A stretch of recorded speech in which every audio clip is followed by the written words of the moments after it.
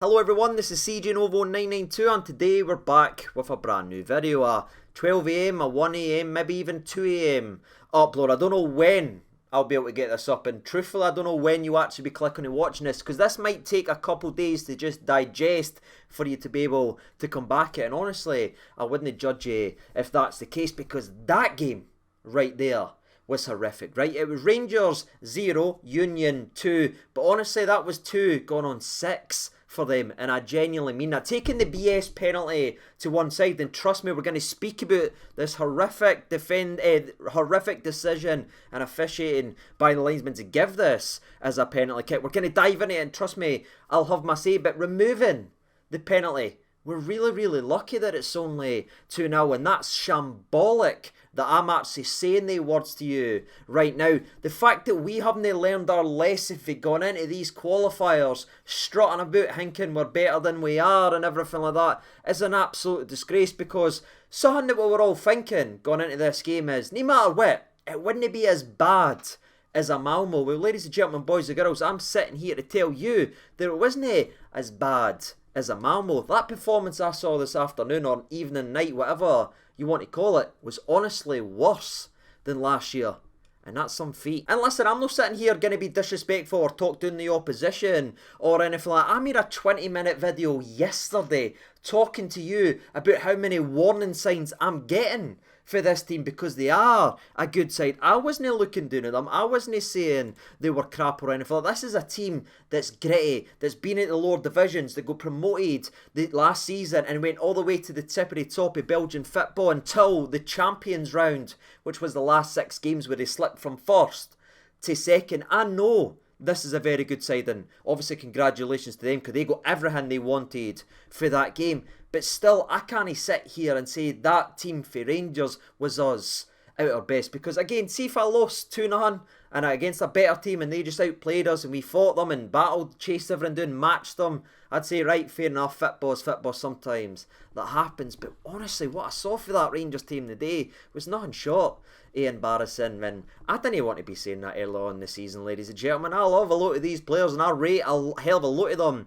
in the squad, and I still think we're going to have a good year, but all I can reflect on is what I've just seen, and what I've just seen is absolutely horrific. Again, it was 2 going on 6 for Union, and we're going to just dive right into it, because it's not only on the players, and I think this is something I want to try and discuss and really explain properly, because yes, it was flat, yes, it was slow, yes, it was lethargic, but that has to be a message for the manager and the coaching staff to have the three midfielders of Glenn Kamara, Ryan Jack and John Lundstrom playing that slowly, because there is no way in hell a manager that actually wants to go out and win that game isn't making changes at half time, because you could see it every single time it went to a Jack, every single time it went to a Kamara. There was no forward passes, there was no quick movement, it was plain safe and lacklustre, and that's where I think the real frustration is amongst everything that we've already discussed in today's video. Because again, taking the BS penalty, I'd love to just blame that and say, you know what, a linesman screwed us, but I'm not going to do that. No, we screwed ourselves, people, by playing that safe, having one eye on the second leg, and that's obviously how we went about our business. That was obviously the manager's plan, to come into this and keep it going in to Ibrox next week. But see, when you play that safe and play that slow, you can get caught like games this afternoon, and that's exactly what happened to us, ladies and gentlemen. And we now have an absolute mountain to climb at Ibrox, when we should never ever be in this position if we just went after it and played the way we know we can actually play. And the first 5-10 minutes of the game, I mean, it looked okay from a Rangers perspective. Obviously, we had the back line of Tavernier, Goldson, Sands and Barisic, and everyone knows where I thought the centre-back was the right decision coming into this game.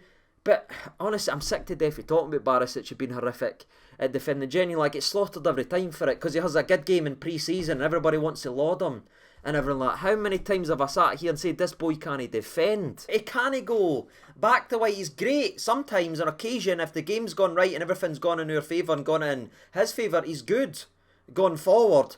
But by goodness gracious, is he bad going back to way in? I just look at it, that's Livingston. I know we're only 2 games in to the season, but that's Livingston in this game right here, where the exact opposition has targeted an attack down the left-hand side of Rangers because they know.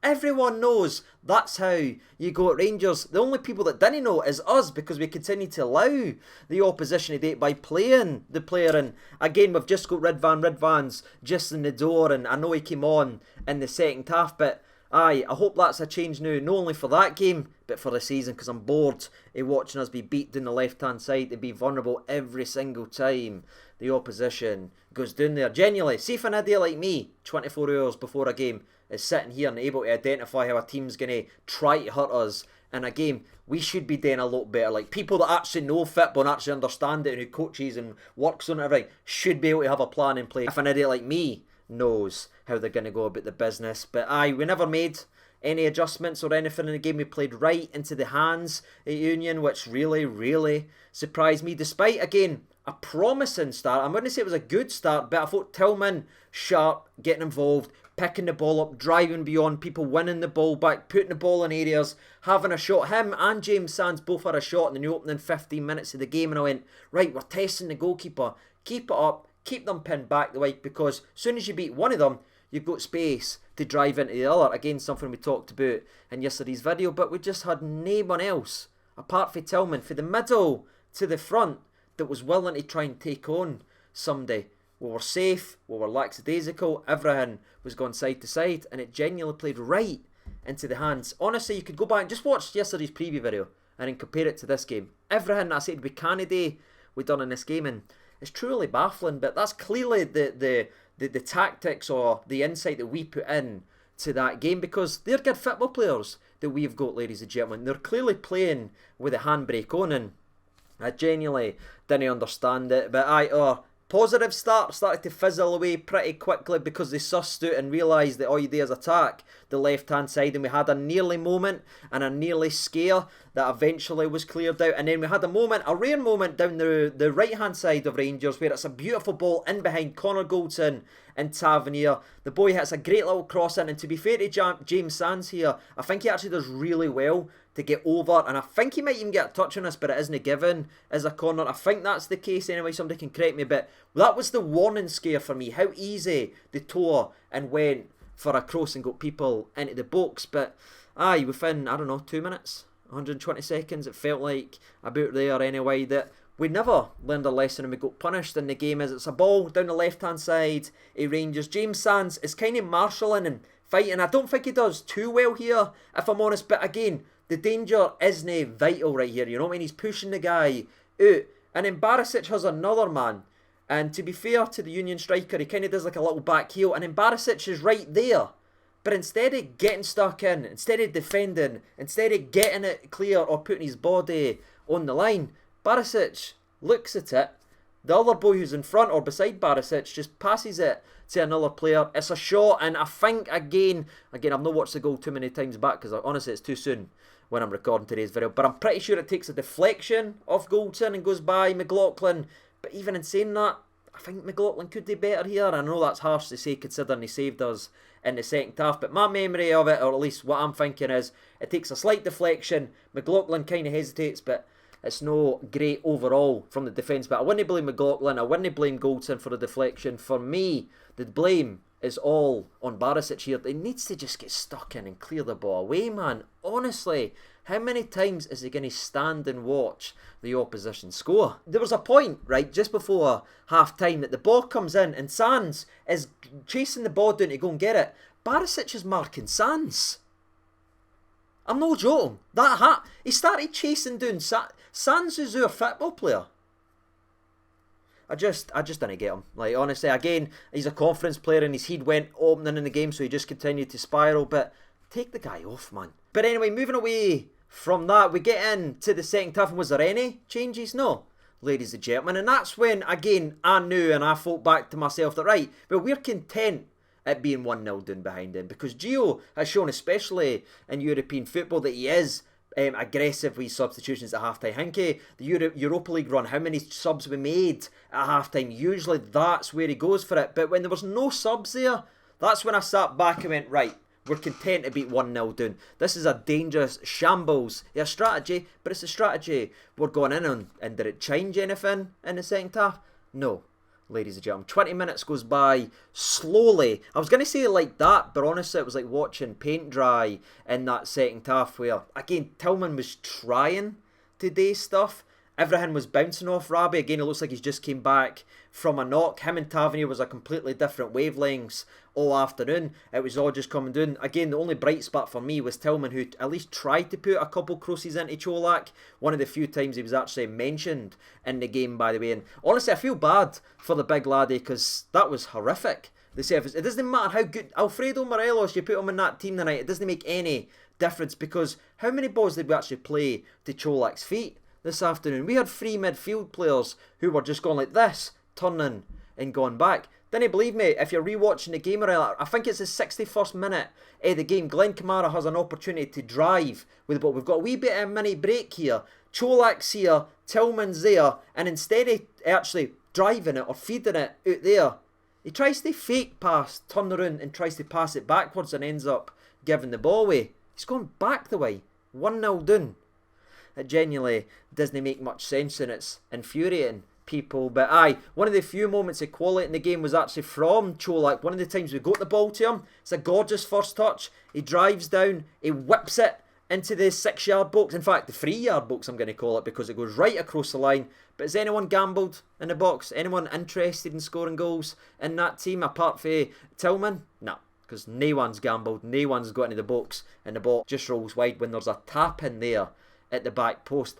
Honestly, I'm convinced we didn't watch any game tape or film or anything like that because the amount of crosses that we drive in to that back post, yet no one, and I've said this for years, people genuinely infuriates me along with our set piece defending because we got one scare already in the second half where set piece, boy, big centre half, bang, free header, no one on him, but it loops into the loving arms of John McLaughlin.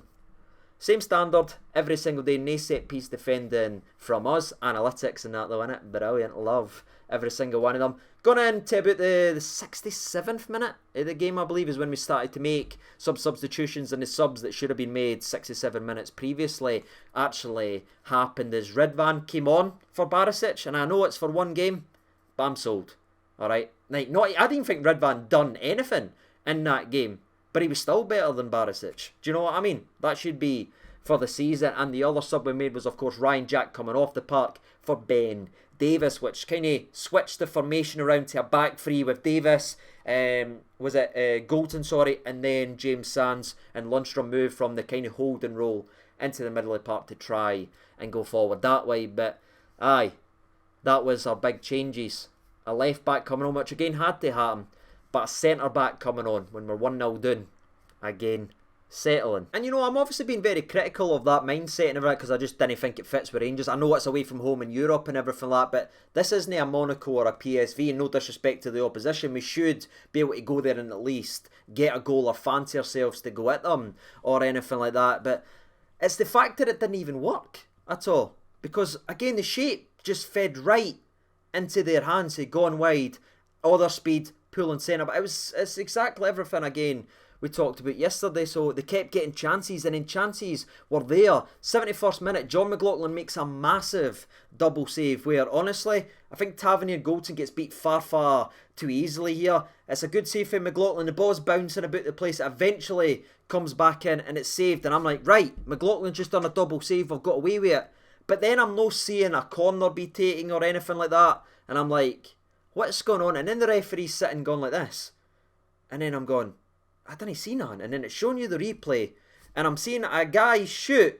Ben Davis goes like that to block it. And Davis and Goulton, I'm going to try and show you in the video. Goulton and Davis is about that far apart, right? Davis is turned. The ball's ricocheted off him. And Goulton, who's putting a foot in, so he's literally like that. The ball hits off Davis. Hits Goulton's arm right here. And it's a penalty kick. Now, I don't know if this is my bias or anything like that, but somebody needs to explain to me what the no joking here, what is the penalty rule? Because to me, that's never ever a penalty kick because it's hit off another player and within a yard.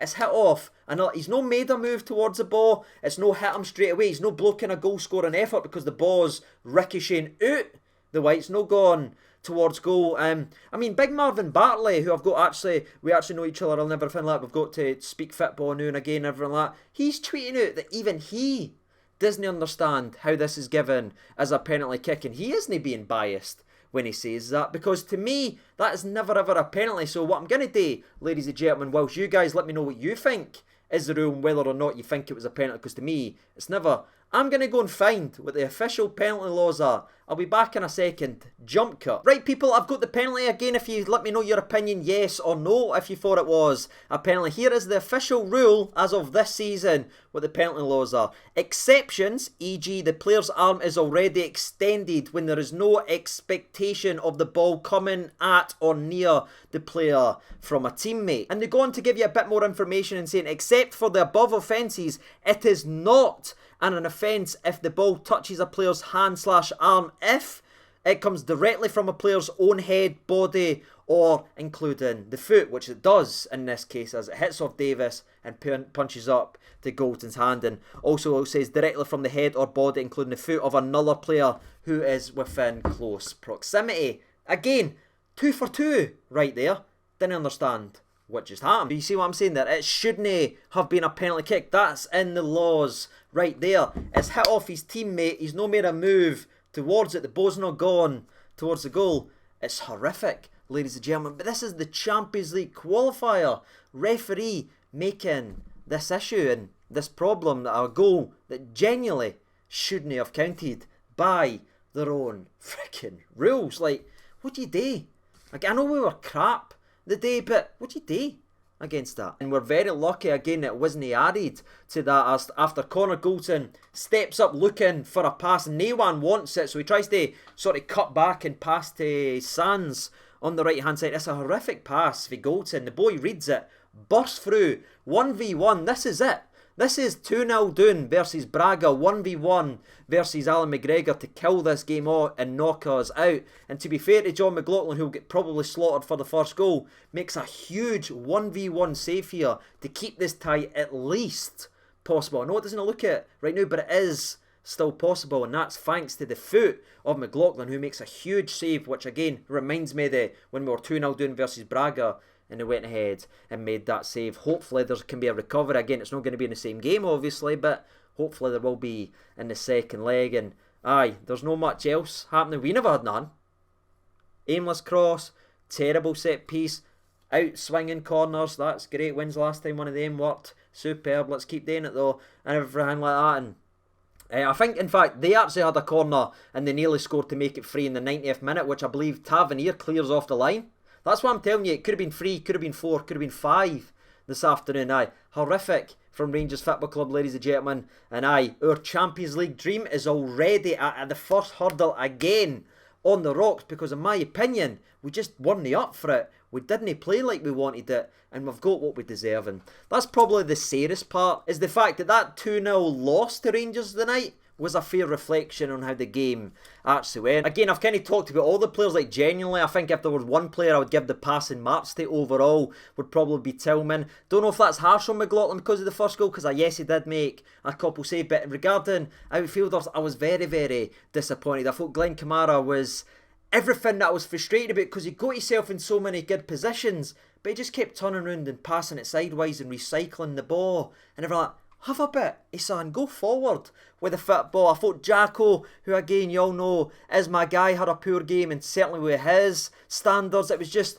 too slow, man. They were just next to each other constantly. There was no space to move it. I thought Rabi showed again that he's just back from an injury, and Cholak, who's getting slaughtered online and everything like that, and I can see it and everything, like, he was fed less than scraps this afternoon, and that's not good enough for a Rangers side. No matter if you're home or away, we should, and we have got enough quality in that team today, a hell of a lot better than that this afternoon. And that's genuinely what I think overall about the game. What about you? I would love to know what your thoughts and opinions are on that game of football, because again, it's certainly not over in my opinion, and I'm not saying that's a zoot or anything like that, but it needs to be a hell of a lot better than that. But I guess the only thing you could say is it can be a hell of a lot better, because that's not the team that we know that could be. That's not the standard of football we know we can play in.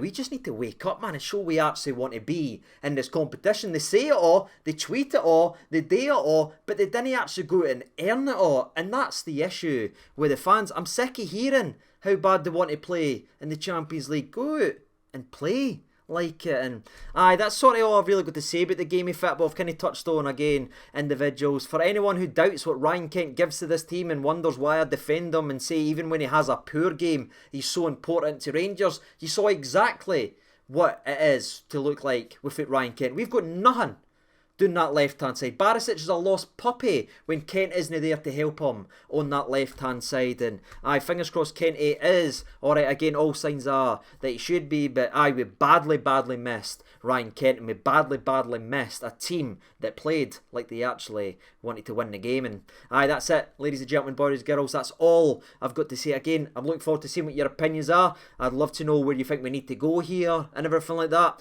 That'd be great. And as always, I've been Saint-Gilloise. I'll see you for the next video, which will be Friday with the preview for Kilmarnock. So take care of yourselves, all the best, and bye.